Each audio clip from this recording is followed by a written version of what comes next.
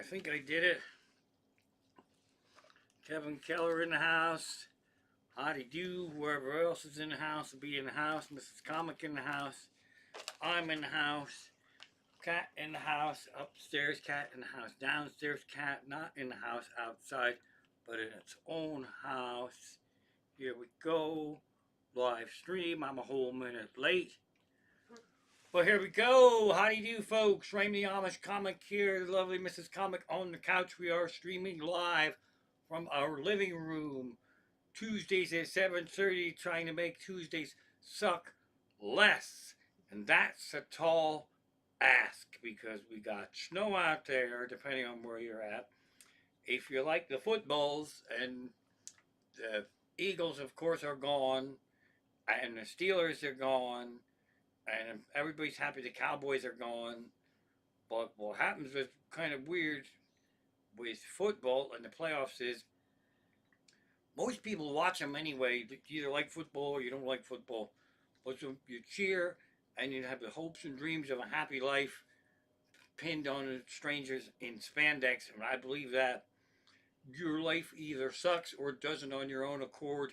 If your team wins, yes, it can make it seem like your life doesn't suck so bad during that little period of time. But if you're pinning your hopes and dreams of a happy life on asshole strangers in spandex, I suggest you find a hobby, reading or puzzles or something like that. But then what happens is the hardcore football fans just pick out another team. So that's kind of weird when you think about it. There's teams that you want to win, and teams that we hate, and then when your team loses, you just look at all the teams that are left and figure I'll cheer for this team because I hate them the least of all the other teams. That's how sports goes. Yahoo! Buffalo Bills, that's Bearman's team. Hooray for them. They zonked somebody. I don't really know who. But that's sports, as it were, right there. It is Mary, the formerly feral cat's 2-year anniversary of her live stream debut, where we were very excited. There was no way she was going to step in Sparky's bird footsteps. Sparky, shout out to sexy Sparky fly around here in heaven somewhere. Mary was never going to take to live streaming like Sparky did. Sparky, I absolutely loved it. Fans drink water up and down on the microphone, all this fun stuff. Mary made her debut by running up and getting treats out of my hand and showing her ass to the unshunned, to my live stream audience, and then that was pretty much it. And so to get her back into the live stream, I gave her way too many treats, and then she threw up later on that night. So if Mary doesn't make an appearance here tonight, I'm okay with it because the cost of her performance could be a little bit of throwing up, cleaning around the area here. So that's exciting stuff there. My bra strap, my suspender strap is falling down. Now, off to some wintry stuff here. Okay, so our grandson Hank the cat, we go take care of him sometimes. He's over there in Bethlehem with our daughter and her partner, and so Hank had a power outage the other day, and that's kind of weird because it was a select area of Bethlehem. We happened to be over there, and it doesn't seem like that big of a deal, but it gets fucking cold, and the house gets cold fast when all the fucking electric is shut down. And we try to be prepared for this sort of thing, and hardly anyone ever is. In fact, I got a list here. I did a Google of, and this is for if you're traveling around in a car.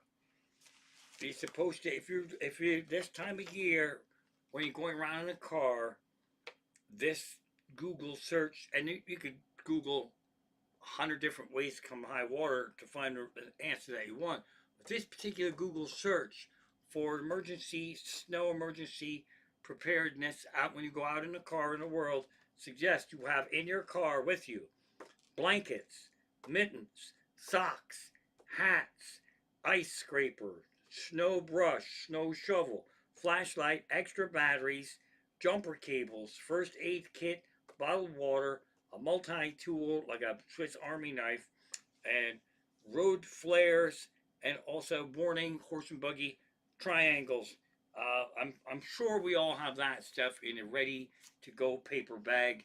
So just know that you have been given a heads up on that.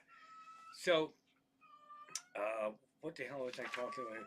Oh, so the snow stuff is kind of fun and weird because uh, snow, as a kid, we all love snow. And if you get snow and it's not on a school day, it's kind of like wasted. We get a good snow on a Saturday or Sunday. That kind of sucks batshit balls. But then you get into the school cancellations and the closings. Years gone by, pre internet, they had that blue ticker on the bottom of the local news thing, and you'd watch that fucking thing. You'd watch it all night long like a fucking heroin addict.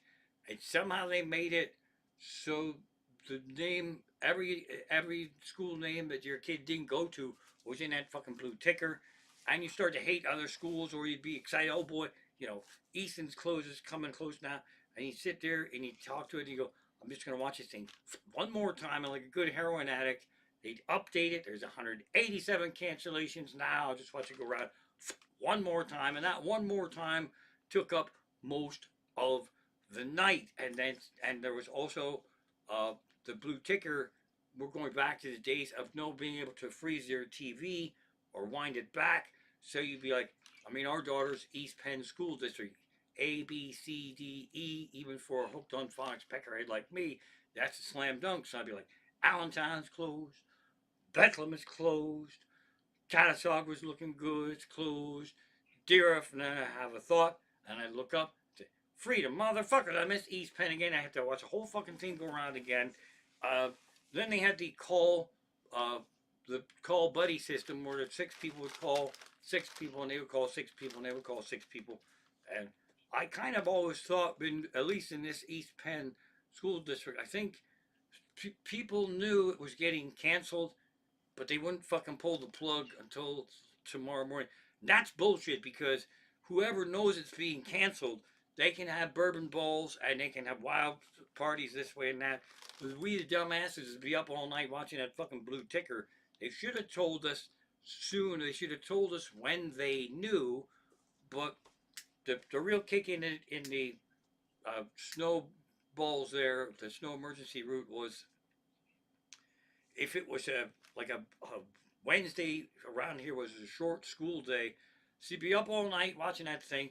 And you wind up there's a 2 fucking hour delay, so you lose a whole night's sleep to find out there's a fucking 2 hour delay, and then it tripped up everything because kids got out of school early, so sometimes they made them go and sit like dumbasses when they should have just fucking called it off. So I wouldn't want to be in charge of that. Actually, I would want to be in charge of that because I would just fucking close it up. But also, again, shout out to Bearman, Buffalo Bills. But when all this snow shit was happening, because he's from Buffalo, the Buffalo got so much snow that if you didn't uh, contract your snow plowing before the snow season began, you probably couldn't find anybody. And as far as schools uh, canceling and all that, I don't think they actually. Maybe it's different now, but I don't think they actually closed. It was just like, fucking come in if you can, and if you can't, then we know that you can't make it in. So that's weird shit too. When things should be canceled and they're not, and it forces dumbasses to drive in the snow that aren't used to driving in the snow. So I'm a big I'm a big fan of if you can't drive in the snow, don't fucking drive in the snow. And also, if you're like me, well, I don't think anybody's like me exactly, so that's kind of a weird thing. But when the snow hits like today, I like to not shovel. So I I do as many stalls and as many wait to see if the rain washes it away or if it just fucking disappears magically. And that hardly ever works at all. But what I'm doing is I am stalling, shoveling, digging us out, and I I dig us out even if we're not going anywhere. It's a psychological thing. Like Excuse me, I have to burp again. But I think that's the thing. You want to dig out in case you have to go anywhere. That's the line, right? I want to dig out in case I have to go anywhere. Where the fuck we would have to go, I don't know, because we never hardly do.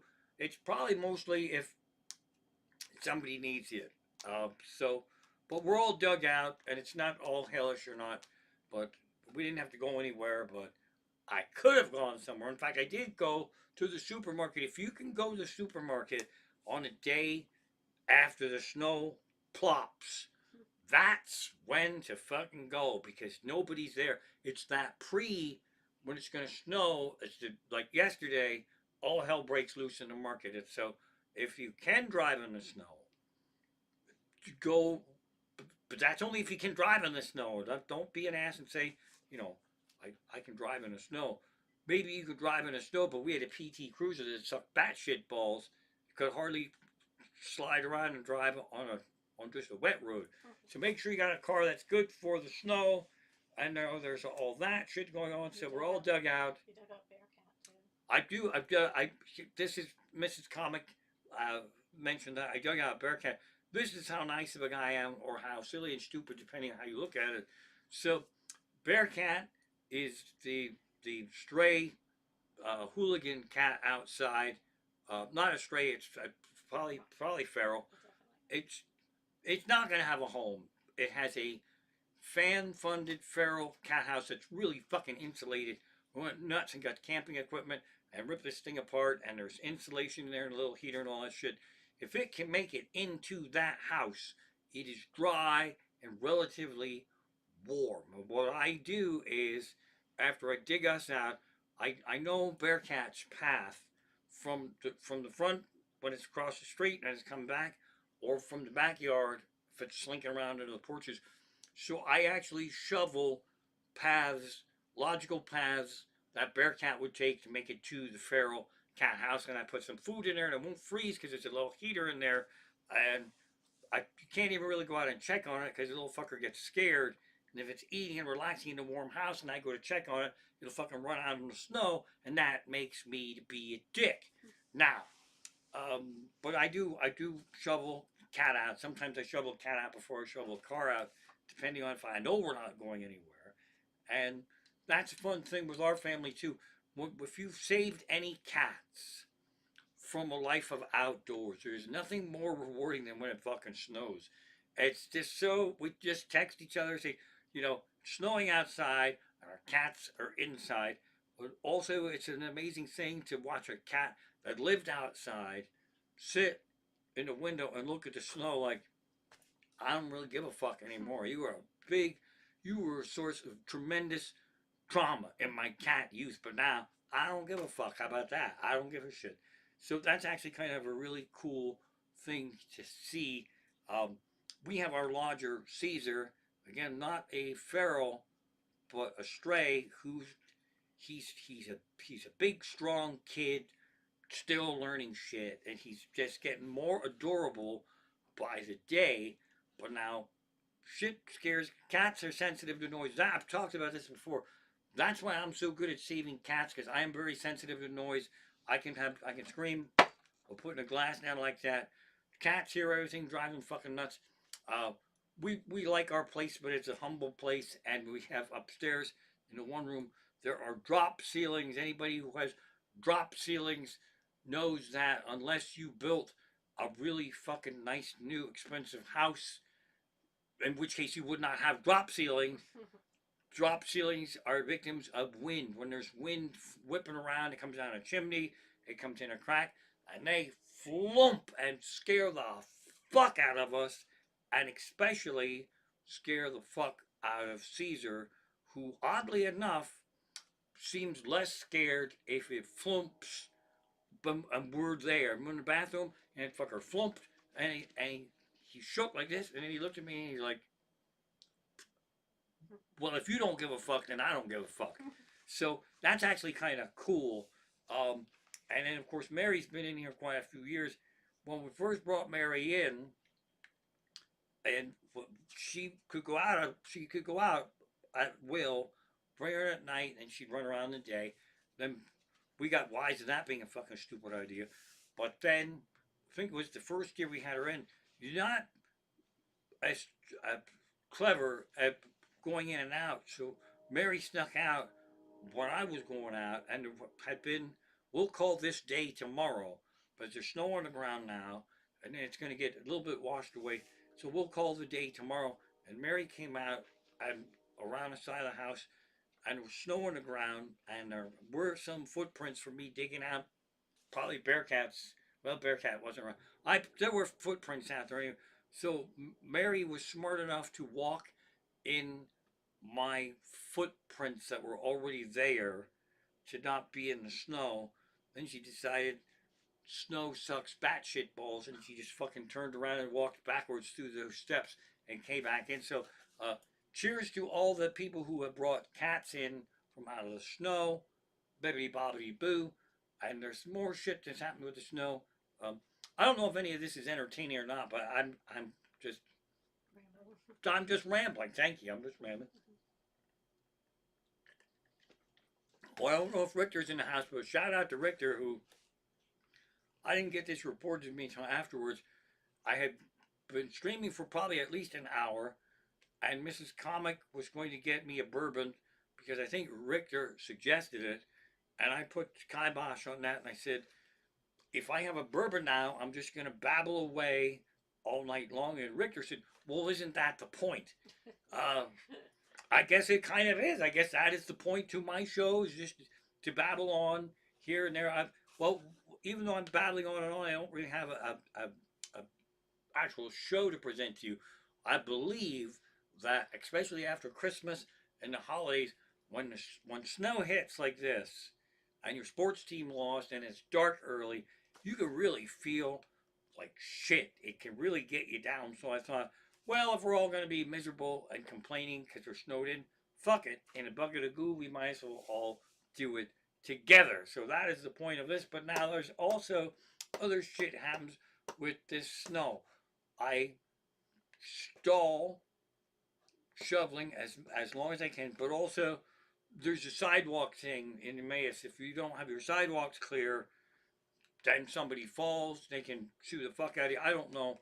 I never heard of anybody doing it, but you're supposed to keep your sidewalks clear. So that gets me into the next thing when we don't really have a some people have a good like a wet room for boots to come in and out of the house. You just put the boots on in the wet room. You go out, you slop around in the snow, you kick them, then you come in, kick your boots off in the wet room, and you march around. We just are in the fucking house when we come in here. So then, snow puddles happen all around the house, and I warned Mrs. Comic, but who can remember? And it's kind of like uh, black ice, or sort of invisible for the most part. And then when I'm out shoveling, my feet get wet. That's it. I'm fucking frozen to death. I gotta come in and change my socks, put on dry shoes if I can. But when you put that snow puddle around, and you put on a dry sock, and you just put it on, and it's one of your favorite pairs of really thick socks, and they're fucking clean, and you step in a snow puddle in your own house, that fucking sucks batshit balls to waste a clean pair of your favorite socks on a fucking snow puddle, and you didn't even finish, and I'm talking about me, not you, but me, I didn't even finish shoveling outside, so I know it's gonna fucking happen again all day long. So I had a few soaked sock snow puddle incidents today, and there's nothing funny about that. That's a tragedy. That's a tragedy of sorts. So now let me flip around to something else here. Uh, Mrs. Comic and I are readers. I like serial killing shit.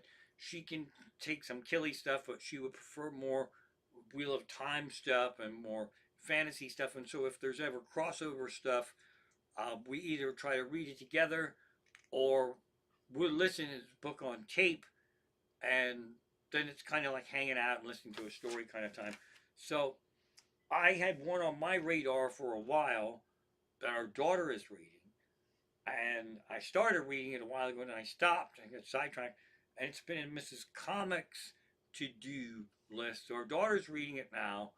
I started reading it, and Mrs. Comic needs some members. This would be a good one for us for book clubs. So when I got this book for us, an audiobook, we just started listening to it. And here's, see, the kicker is this, is that I picked the book. So I only have myself to blame. It is called Juniper and Thorn. Can't even remember who the author is. It's a different spin on the juniper tree. And so it's supposed to be a warlock lives in the woods with his three witch daughters, and they're like healers, but he's a real strict asshole, and girls just want to have fun and go party at night, and they get into all kinds of trouble. But it seems to me like it's almost like a teen romance, like the one witch snuck off to the ballet, and I swear to God, she must have had like 9 chapters on this guy's thighs, and it's real slutty. But Mrs. Comic says it's not slutty at all. It's just I'm making shit up. But I'm hearing all this slutty shit in the book. Like one of the lines that the lady said was, she said that she couldn't swallow when she heard her name come out of this guy's mouth. And then another line was, he pulled me inside. And she was outside, and then they came in. This is really slutty shit to me. And Mrs. Comic said, I didn't hear any of that. I take things more literally. And so after that lesson, I haven't heard one slutty thing in this book yet, which makes me a kind of a sick, perverted fuck when you think about it. That I was hearing all this weird shit that isn't in there, and since the story is kind of really boring, I miss all the slutty shit that I'm not picking up on anymore. So I can't really recommend Juniper and Thorn yet because we're only about halfway, not quite halfway, uh, not quite halfway through, and I'm sorry I ruined all the slutty shit for me. Here's one, horror movie fans, horror reading fans. Uh, I babbled on about Grady Hendrix, brilliant horror author. Got to be friends. His whatever he writes, I read. It's just fucking. It's the top of the game stuff. I mean, he reads a lot, as do most people who write, and so he suggests things, but he also bashes things. I got a burp. Hang on. Excuse me. He's not afraid to read something, give it a 1-star review on Goodreads, which I won't do because I don't want to bash people. But he earned the right. But he raves about shit, and he raved about this. It's called When Darkness Loves Us. It's by Elizabeth Angstrom. It's short. It's 2 stories. I think it's less than 200 pages. They're 2 stories that are not really connected. Thank you for that bourbon bowls money coming in there. Uh, that was a fun, fast, scary read. I very much enjoyed it. If you hate it, you can be pissed off at me and Grady Hendrix because I'm the one who told you to read it, and he's the one who told me to read it. So there's that right there. We just saw the first uh, episode of the new season of True Detective. Jodie Foster. It seems like it has a lot of really cool dark elements. Richter, if you ever watch this show, it seems like this show can thank David Lynch for not being able to be afraid, not being afraid to do some kind of dark, creepy stuff that's not completely fully explained yet. And Jodie Foster is absolutely terrific. So we're looking forward to that. And then the other one I can't remember, Capaldi, the Doctor Who guy, he's got a crime series going on now. Uh, so we're giving that a spin, although I fell asleep, which is unlike me to fall asleep. I fell asleep after episode 1, and so episode 2 played kind of without me, so I'm going to go back and watch that tonight. I think so. That's fun stuff right there. Let's see. Oh, uh, this has nothing to do with anything, but it's back to my uh, babbling about snow. Okay, this is such an old bit. This is something That goes back to the early days of Spearman Keith phoning into the morning show or actually being there. Uh, I was I was going nuts because of the overuse of snow emergency, and the National Weather Service has issued a winter weather warning, which used to fucking piss me off because, of course, we would have winter weather. You don't need a warning from the National Weather Service. You just look at a fucking calendar and go, whoa, what time of the year is it? Oh, it's winter. So if we get weather, it's probably winter weather. So you don't really need to issue a winter weather advisory. It scares the fuck out of people. And we also went during those days, uh, snow emergency. I it's the dumbest fucking thing. I'm gonna regret telling you this how stupid of a joke it is. That's why it's not on my show anymore. And the rant was snow emergency. I'll give you a snow emergency when you are stuck in a two-holer outhouse and the ice storm hits and you can't get that fucking door open. That's a snow emergency. Then you got to run down and scream for somebody to bring you a bag of ass melt. And Bearman said, "Don't you mean ice melt? Not where I use it." Really fucking dumb. But you can see that's why I retired that. And then my other note here is that this is kind of new over the past few years because we are forefathers of snow emergency situations never had to deal with snow squalls. Snow squalls are of the past 5, 6, 7 years. It sounds fucking scary. It sounds like a bird. Oh, a snow squall. Watch out for snow squalls. I don't even know exactly what it is, but I think it means when it's snowing and it's kind of light, not heavy snow, and we get a little wind, you get little snow hurricanes and snow squalls, and they come flying around like Wizard of Oz or wherever the fuck it is. Uh, any place. But I don't know that it's anything that you can be looking out for because if you're driving and you're looking for little tornado twister things of snow on the hunch that they might be over there, possibly you will run a red light. So focus on the road. If a snow squall comes, don't scream for fuck's sake. Just realize it's a snow squall and it's going to be blowing around and it should end when the wind stops blowing around. But now we have to worry about fucking snow squalls. Fuck me in a bucket of boo. Not a bucket of boo, bucket of goo. Maybe I need a bourbon. No, no, no. I don't need a bourbon. Let's see here. All right, check this out. All right, so now that's that. That's that. That's this. That's that. Oh, oh, oh, oh, oh, oh. I'm gonna have to write some stuff here because um, I tweeted about it or Facebook fan page about it or whatever. There's a thing that people say after somebody's gone.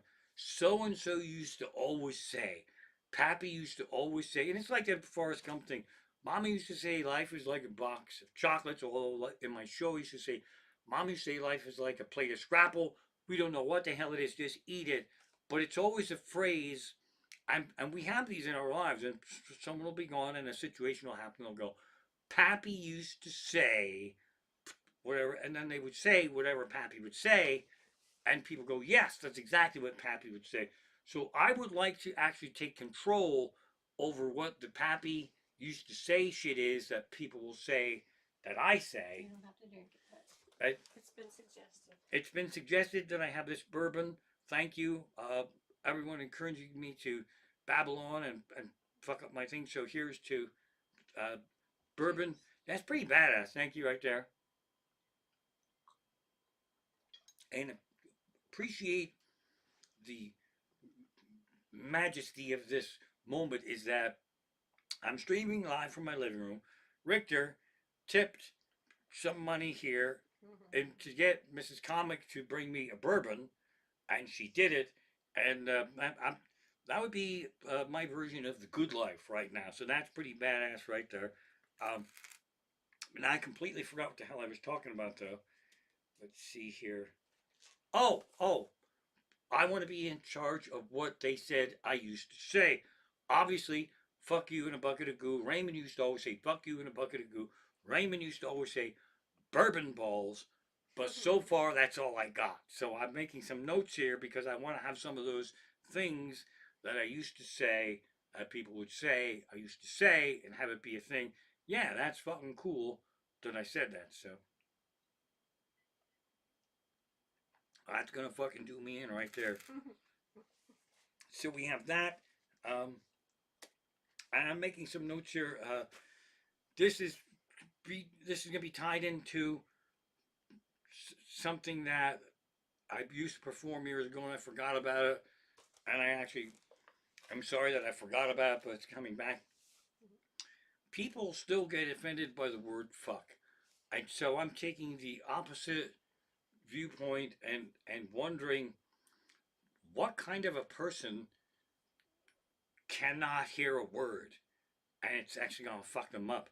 It seems to me like you should have better control of your life that if words were said, you should be able to be fine with it. Even if somebody said fuck 19 times in a minute, you shouldn't actually have to get up and leave the room because you should be able to be in control of you being okay during that time. So when people say, what kind of person says fuck 19 times in 1 minute, I would flip that back and say, what kind of person cannot stand to hear the word fuck 19 times in 1 minute? What because you could be a dangerous driver. If I run up to a stop sign and go fuck, fuck, fuck, fuck, fuck, and you just go fucking sailing off the cliff, that shouldn't be my fault. So you should be able to hear shit in the world without going over the cuckoo's nest. Now, this goes back to the old piece of comedy that this, chucking the finger, right?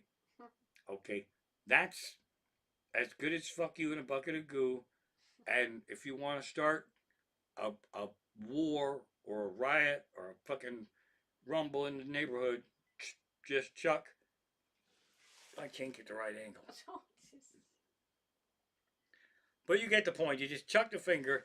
So, to my way of thinking, the person who invented this, chucking the finger, that should be the most famous person in the world because this has stood the test of time. Nobody knows who wrote that. Everybody knows what it means. It should be the person's, this should be called not chucking the finger. This should be actually called throwing the nutsy Fagin or whoever said it. Could you believe he fucking threw a nutsy Fagin at me, motherfucker? That's badass. To be able to write something that offensive that's not even a word, that's fucking genius. As a writer, I'm very jealous. You just write, that's like a universal fuck you in a bucket of goo. And of course, the bit as performed way back when I used to perform it was it probably didn't even start like this, right? So that's what it wound up. But it might have been workshopped. They might have come out and said, I'm gonna need something when I'm really fucking mad. I'm gonna be able to go up to people and go, right there, bitch, fuck you in a bucket of goo. You kiss my ass on a town square, whatever the fuck it is. But like maybe the first few they tried didn't work. And the only way you know if they work is this: you just ran up to someone. So you run up to someone and go, hey, huh? And they're like, and they threw it back at you. So like, okay, that's a thumbs up. That was a bust right there.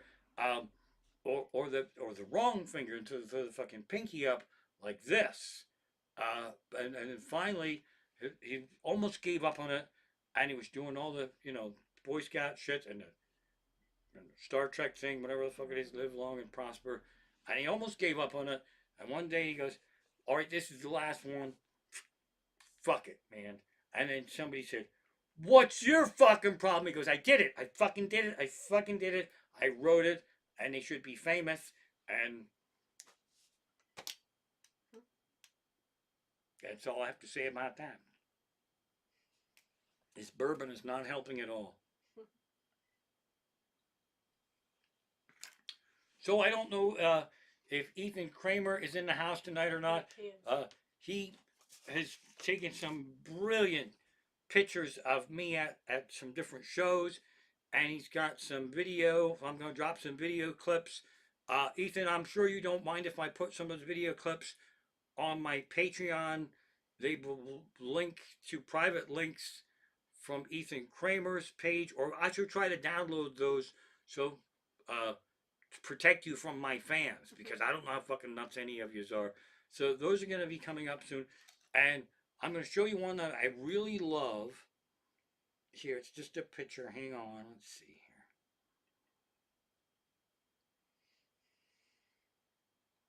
Okay, I really love this picture, and this is from over Arts Quest. And in my phone is, I should be able to biggie size that, but I can't.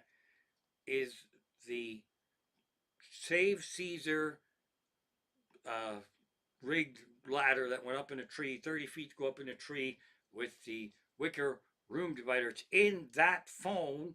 And I sent this picture to our dear friend Skip, who is the widow of Win the barber, and she's like 80 years old, at least, maybe more.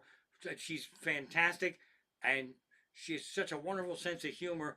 I sent her this picture. I want you to look at it as close as you can, because she said, "What is on your face?" And I said, "I don't really know what you're talking about." She said, "There's something on your face, and it's very distracting, and it's actually a teeny tiny little bit annoying." And I looked close enough, and see, I don't think if there's a pointer, you probably can't see that pointer. Uh, my thumb wrapped around the phone lines up with my face, and it looks like my thumb is actually on my face. Now, she wanted to know what I thought about that, and I didn't think anything of it because I hadn't seen it. Now that's all I see when I look at that fucking picture. It's my thumb right there, fucking stuck on my face right there. I could probably tweak that with lighting or whatever.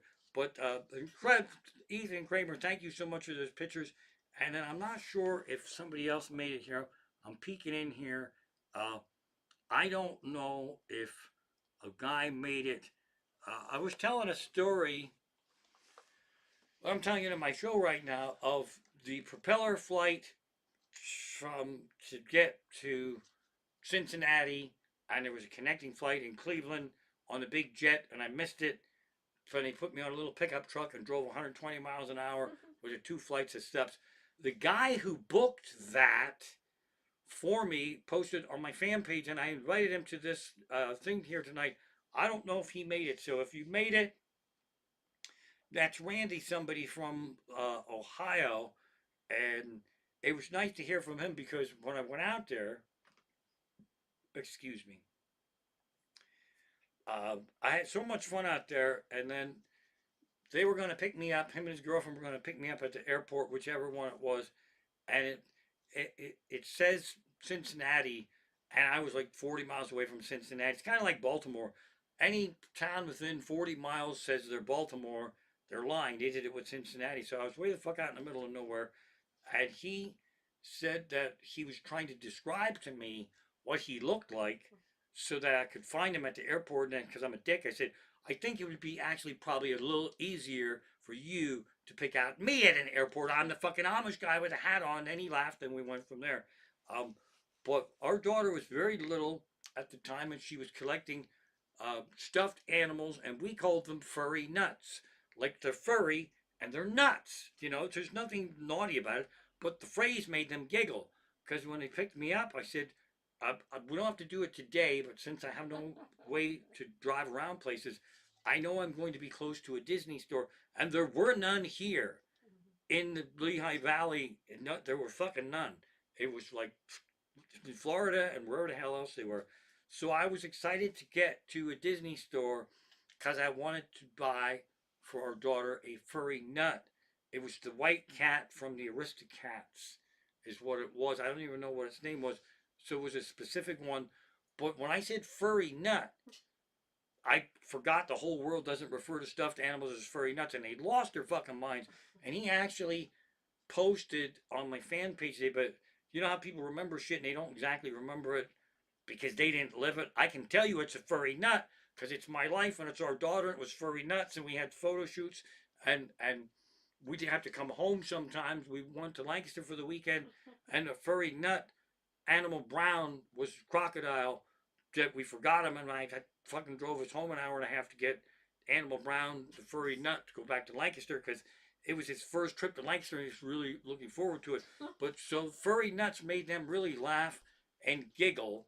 But then he posted on my page, he remembered that we had to go look for furry Harry's, and I'm there, or Harry's nuts. I'm there. It wasn't Harry's nuts. It was furry nuts. And then when I posted it was furry nuts, and then he posted on the furry nuts thing. He said it was furry hard nuts. I'm there. Just stop adding shit. It was furry nuts. It wasn't Harry's nuts, and it wasn't furry hard nuts. It's furry nuts. That's all it was.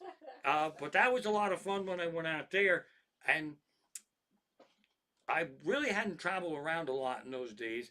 I I, I don't like to not have transportation, so having people have to pick me up and cart me all around was a little bit stressful for me. But him and his girlfriend were really fantastic, and the uh, comedy club on a wing. I think it was called Bananas. It was on a wing of like a nightclub, a regular bar, and they were kind of sort of on the border with I think Kentucky. So they had a lot of Kentucky hillbillies coming in here. It was just really weird, and people were really nice to me, but they want to buy me shots, right? I can't be drinking shots out when I'm shopping for furry nuts, or and I just can't do it. But people get hurt feelings if they buy you a drink and you don't drink it. So and this is how they try. They think I'm so fucking dumb, right? These people want to buy me a drink, and they said, "Come on, it's kamikaze," and I'm there. Is that strong? And they said, "No." I'm there. How the fuck did he get a name like kamikaze if it's not strong? It should be called Martha's Lemon Pie or some fucking shit like that. So I decided I wasn't going to drink them, but I was going to take them. And so when I took them and we toasted, I just shot it back over my shoulder. And these are dumbasses, and I've got away with that 4 or 5 times. And since I apparently was holding my liquor, I was about ready to receive some sort of hillbilly tolerance liquor reward because they couldn't fucking believe it. They were giggling themselves silly. That he said he didn't fucking drink hard liquor. Look at that, just fucking shot number 6. Finally, somebody saw me shoot one over my shoulder and I almost had a fucking heart attack. That then they saw there was a puddle behind me, and then he actually was so pissed off because liquor can make people ugly. And he actually wanted to fucking pop me one. And Randy's girlfriend warned him, a girl in a bar that was my bodyguard, warned somebody that if they were going to try to hit me because I flicked kamikaze over my shoulder, she would take them out. And he laughed and went like this, and then he did his finger on my chest, and she fucking cold cocked him, and he flew into the fucking pool table. He flew into 6 other hillbillies. She fucking laid him right out, and then I turned into a little bit of a badass. I went up to her. My people are non-violent, but she will kick the fucking shit out of you. Let that be a lesson to you. So anyway, I don't know if he made it from Cincinnati in here tonight, but if he did, thanks for chiming in. And again, it's furry nuts. It's not furry hard nuts or Harry's nuts. It's furry nuts. I don't even know why that was funny. But we still have that. I'm sure we still have it around here somewhere. I could have gotten it, but it's up too high. Well, that's Animal Brown in the other room. Yeah. The white cat from out there at Disney. Oh, yeah, that's in the basement. So there's that. See what else is fun going on here. I made some notes, but not that many. I'm doing a cup trick at the carnival here. Let me peek in here.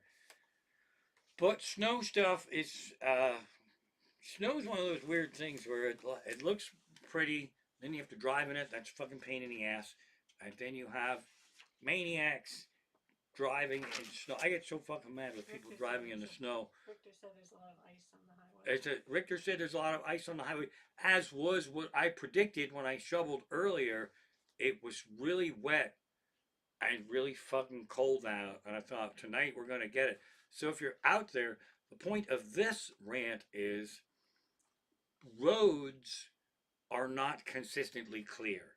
So if you're on a road and it seems fine and there's no snow and there's no ice on it, but it possibly was earlier in the day, be careful that if you're going 10 feet, go 40, 50 miles an hour, because you could be in a patch of ice in a second.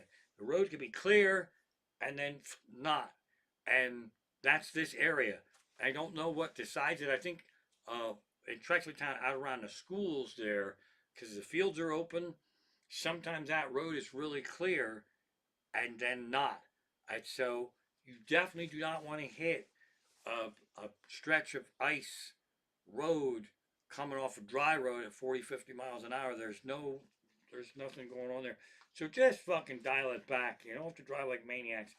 I have people that are my friends that piss me off with the snow. I won't mention his names, but they posted on Facebook of however many snowstorms ago that they believed the slow drivers were the more dangerous ones.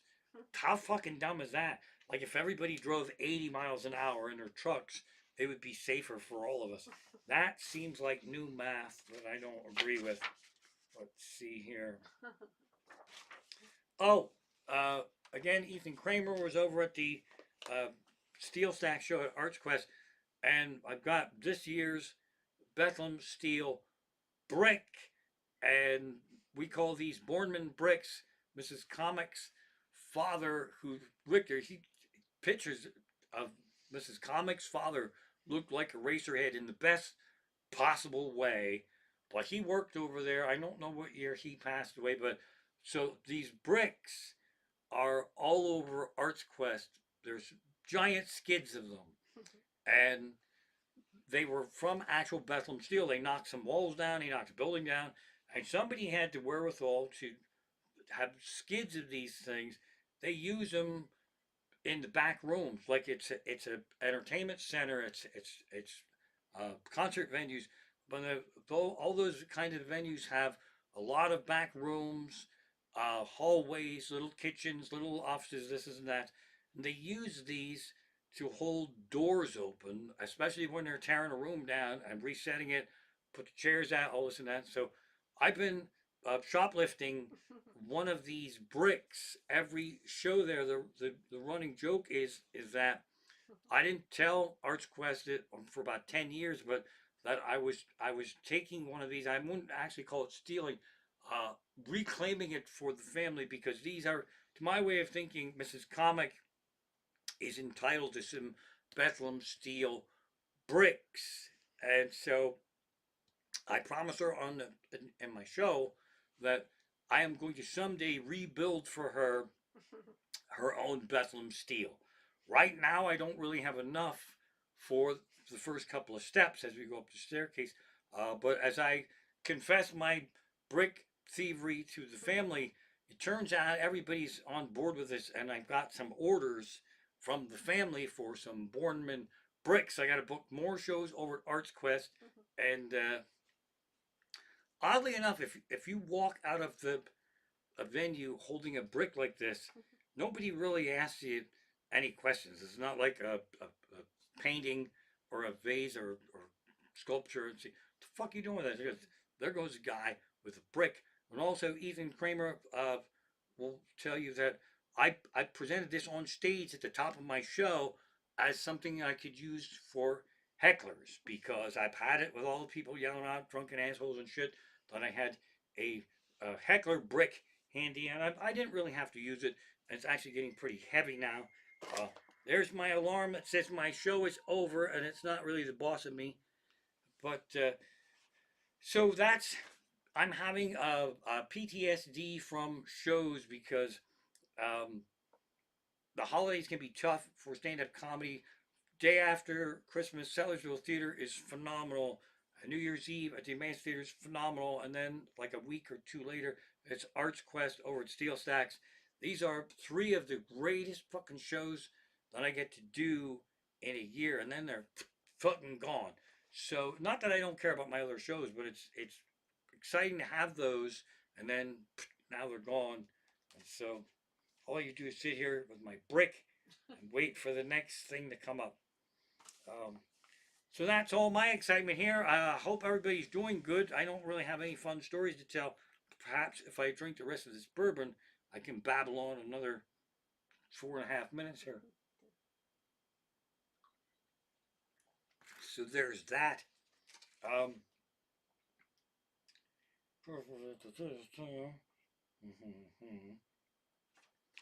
no, I still.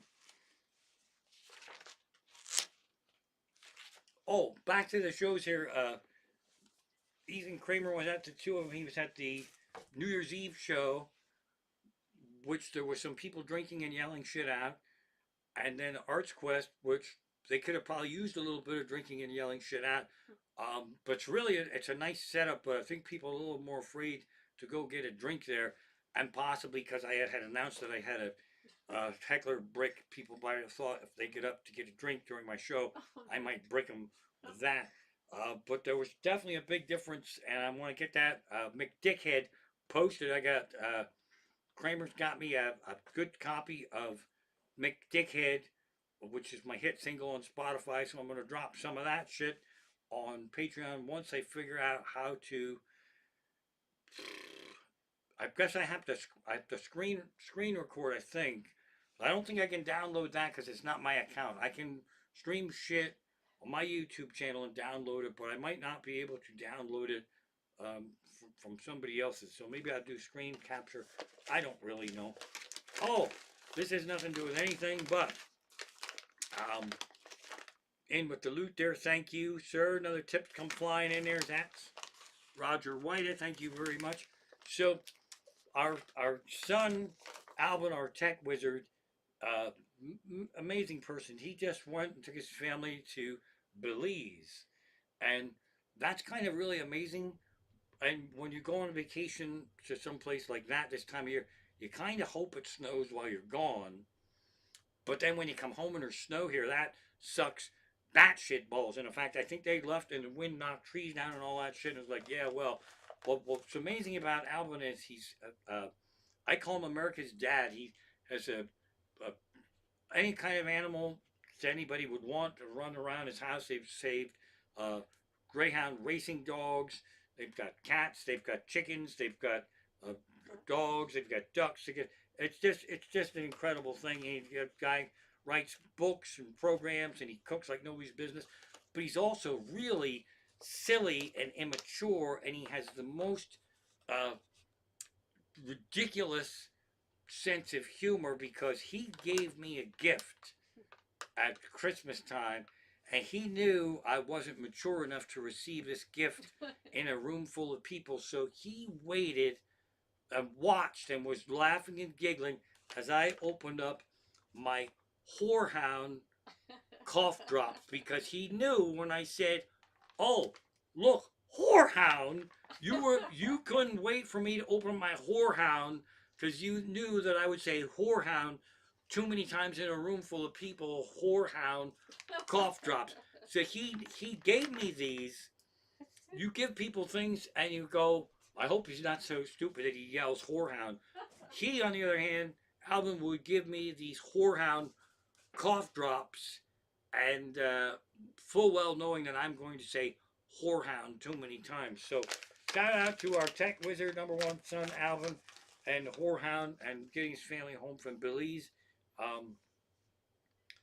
See, he also, oh, I know what he did. Alvin wrote um, for a T-shirt because it was a BYOB event. He actually wrote BYOB, build your own barn. He gets a writing credit there, and I should pay him royalties, but per like a phrase in a show, it's hard to say what the cash value is of that. So shout out to Alvin and coming home from vacation. Uh, I guess that really sucks when you come home and there's snow. So yeah, we've done when we went to Disney, Harry Potter World and all that. And we had came back and there was snow in the Philadelphia airport on our Smurf Blue PT Cruiser. I took like fucking 3 hours to get home because that thing really slips around. But that's a real kick in the face when you get home and there's snow on the ground. Yeah. But so there's that. Cheers to vacationers.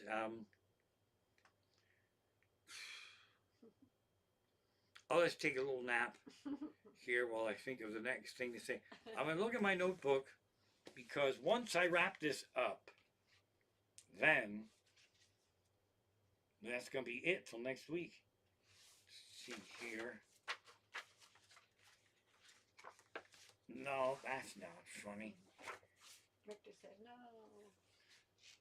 Well, the problem with this is now, quite simply, I talk about it all the time, but what I should do is I should actually plan on doing a ridiculously long stream, not on a Tuesday night. That's more of a weekend where I actually don't expect anybody to be entertained for long amounts of time, but it's more of a tolerance thing.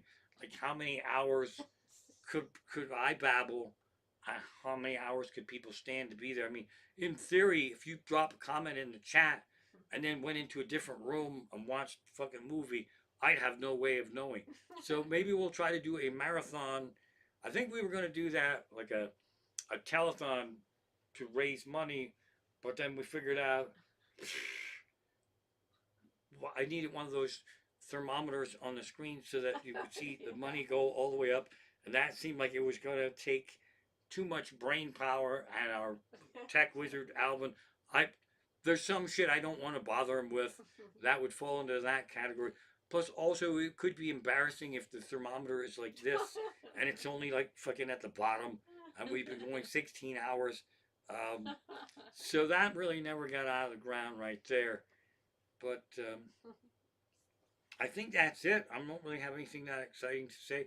I don't have any shows this weekend. Now that means it's possible to do a live stream maybe Friday or Saturday, but it's the question of if I'm going to feel like it, which even if I feel like it, that's different than actually doing it. Because you can sit here and going, we should do something, and then you don't fucking do it. It could be one of those things. Or if I don't have anything to say, anything to report, it could be one of those things. So, well, how's that for a big, I might stream, and I might not. Just depends. What a dick I am. I just said, I might stream and I might not. It depends if I feel like it. And if I feel like it, I might not do it. The bourbon's kicking in. So there is that. I forgot. I'm going to wrap this up. I got to show you something here. Okay, my strap's falling down here again. Mrs. Comic is amazing, and she thinks up crazy shit. And I usually don't question her on it. I just fucking trust her, and I do it. That's how we've saved cats. I was out when Mary was still outside and her kitten showed up. Quiet! Alexa, stop.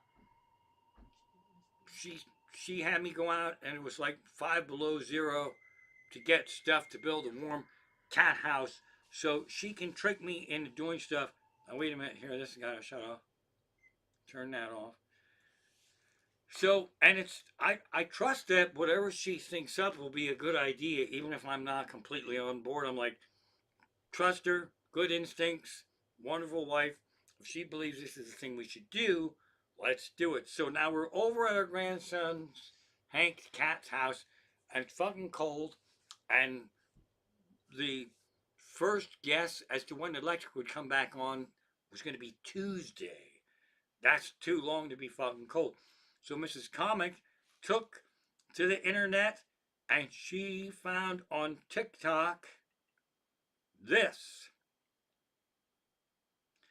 That is a clay pot heater right there. That's what that is. So this dumbass went off Sunday afternoon to Lowe's to buy those bricks.